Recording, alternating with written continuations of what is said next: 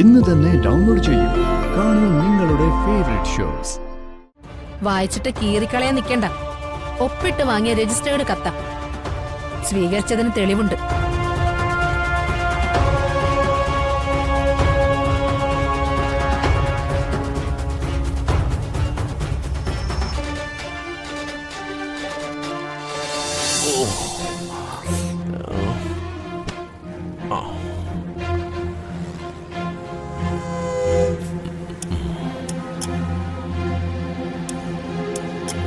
തെണ്ടി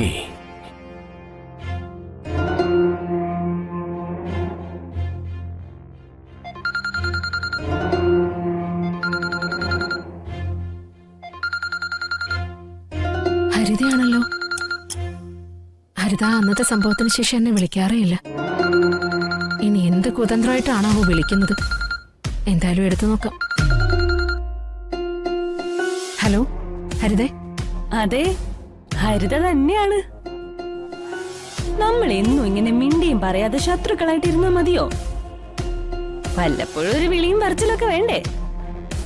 വേണം ഹരിതേ. ഞാൻ പലപ്പോഴും ഇത് വിചാരിച്ചതാ. എന്തായാലും നീ വിളിച്ചല്ലോ, സന്തോഷായി. എനിക്കും. ആ കൂട്ടത്തില് മറ്റൊരു സന്തോഷ വാർത്ത കൂടി പറയാനാ ഞാൻ വിളിച്ചേ. പറഞ്ഞോളൂ ഹരിതേ. എന്റെ ഭർത്താവ് മനോജിനെയും നിങ്ങളുടെ ഭർത്താവ് പ്രകാശിനെയും പോലീസ് അറസ്റ്റ് ചെയ്തു. എന്താ വിശേഷം കേട്ടിട്ട് ഞെട്ടിയില്ലേ? ചെറുതായിട്ടൊന്ന് ഞെട്ടി. എന്ന ഞെട്ടല് കുറച്ചുകൂടി വലുതാക്കി തരാവേ.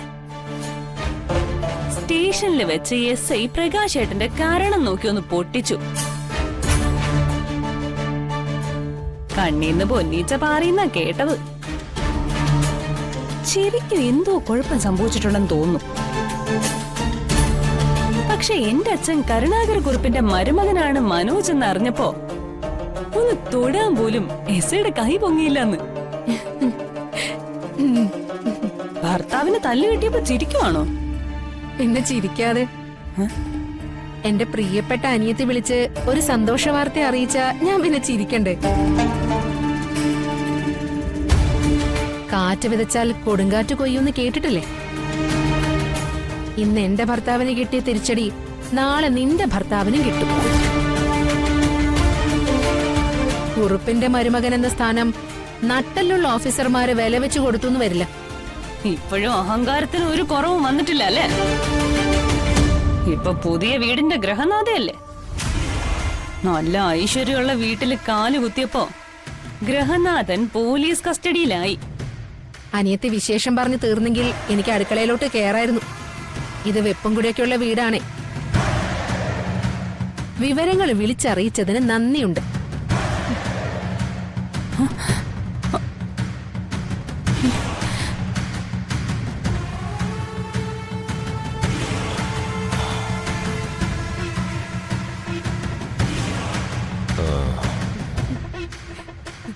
ഇന്നെന്താ നിന്റെ മുഖത്തൊരു പതിവില്ലാത്ത ചിരി? സാധാരണ എന്നെ കാണുമ്പോ മുഖം മുറിപ്പിച്ച് നിൽക്കാണല്ലോ പതിവ്. കണ്ണാടിയില് സ്വന്തം മുഖം ഒന്ന് നോക്കിയാ മതി, കയ്യിലിരിപ്പിന്റെ പാട് കാണാം.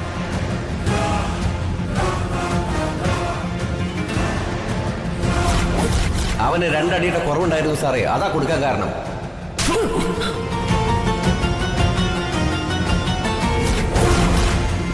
അപ്പൊ നീ കാര്യങ്ങളൊക്കെ അറിഞ്ഞു. ഭർത്താവിന്റെ വീഴ്ചയിലുള്ള ചിരിയാണ് ആ മുഖത്ത് കണ്ടത്. കർമ്മഫലം. പോലീസിന്റെ മാത്രം സമ്മാനത്തിൽ അത് തീരുന്നില്ല. സ്വന്തം അച്ഛന്റെ വക മോന് വേറെയുണ്ട് സമ്മാനം.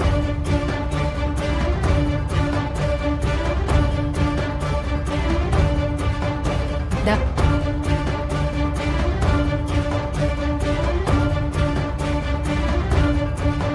വായിച്ചിട്ട് കീറിക്കളയാൻ നിൽക്കണ്ട. ഒപ്പിട്ട് വാങ്ങിയ രജിസ്റ്റേർഡ് കത്ത. സ്വീകരിച്ചതിന് തെളിവുണ്ട്.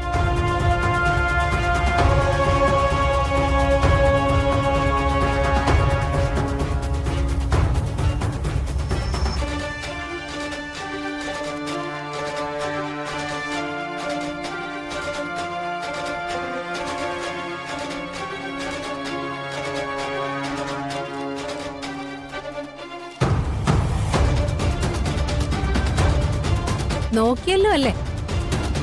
വക്കീൽ നോട്ടീസ് അയച്ചത് മാധവൻ നായർ. ലോകത്ത് ഒരച്ഛനും മക്കളോട് ഇതുപോലൊരു കടുങ്കൈ ചെയ്യില്ല. കൊട്ടാരം വയ്ക്കുമെന്ന് പറഞ്ഞു നടന്നിട്ട് അത് സാധിച്ചില്ലല്ലോ. ഞാൻ സ്വന്തമായിട്ടൊരു വീട് വെച്ചു. അതിലുള്ള അസൂയ അയാൾക്ക്. ആയിരിക്കാം. പക്ഷെ ഇപ്പോഴാണ് പ്രകാശേട്ടന്റെ അച്ഛനോട് എനിക്ക് ബഹുമാനം തോന്നുന്നത്. ഇത് കുറച്ച് നേരത്തെ ചെയ്തിരുന്നെങ്കിൽ എന്റെ ഭർത്താവ് മാന്യതയും മര്യാദയും നേരത്തെ പഠിച്ചേനെ. കൊല്ലും ഞാൻ. ഒരു വക്കീൽ നോട്ടീസ് അയച്ചപ്പോ കിളവനങ്ങ് ജയിച്ചു എന്ന് കരുതുന്നുണ്ടെങ്കിലേ അത് വേണ്ട.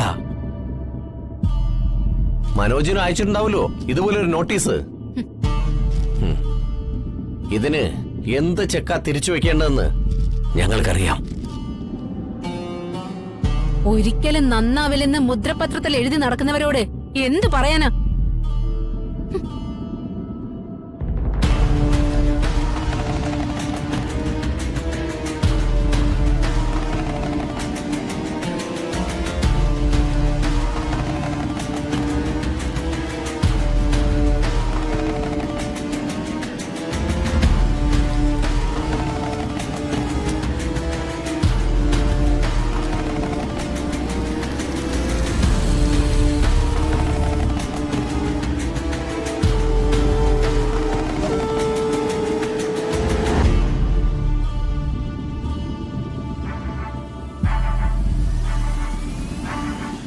എടി, ഞാനിന്ന് അങ്ങോട്ട് പോവാം.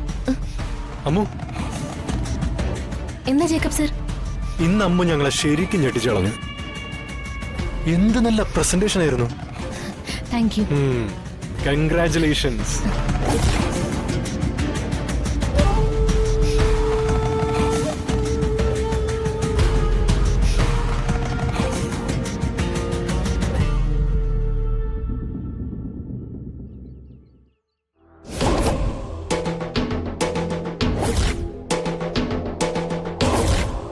ഒന്ന് സൂക്ഷിക്കുന്നത് നന്നായിരിക്കും.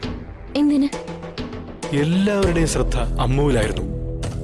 വീട്ടിൽ ചെന്ന് ഉപ്പും മുളകും കുരുമുളകും കൂടെ ഒഴിഞ്ഞിടുന്നത് നല്ലതായിരിക്കും.